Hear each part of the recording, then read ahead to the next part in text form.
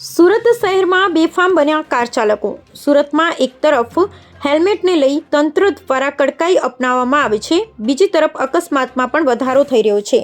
બેફામ બની કાર ચલાવતા ચાલકો દ્વારા થયેલા અકસ્માતમાં વધુ એક વધારો થયો છે। બેફામ બની કાર ચલાવતા ચાલકો દ્વારા થયેલા અકસ્માતમાં વધુ એક વધારો થાય છે અને લાલ દરવાજા વિસ્તારમાં સર્જાયેલા અકસ્માતના સીસીટીવી સામે આવ્યા છે।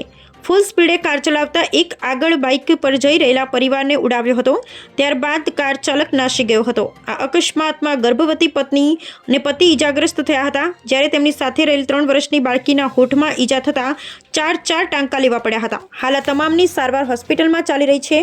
આ મામલે મહિધરપુરા પોલીસમાં ફરિયાદ નોંધાવવામાં આવતા કાર ચાલક વિરુદ્ધ ફરિયાદ નોંધી શોધખોળ હાથ ધરવામાં આવી છે। સલાબતપુરા વિસ્તારમાં 26 વર્ષીય સારિક અનવર ગુલામ દસ્તગીરી તેમની પત્ની અને નાની 3 વર્ષની બાળકીને ઈજા પહોંચી હતી। Bureau report Sunil Ganjawala, Surat.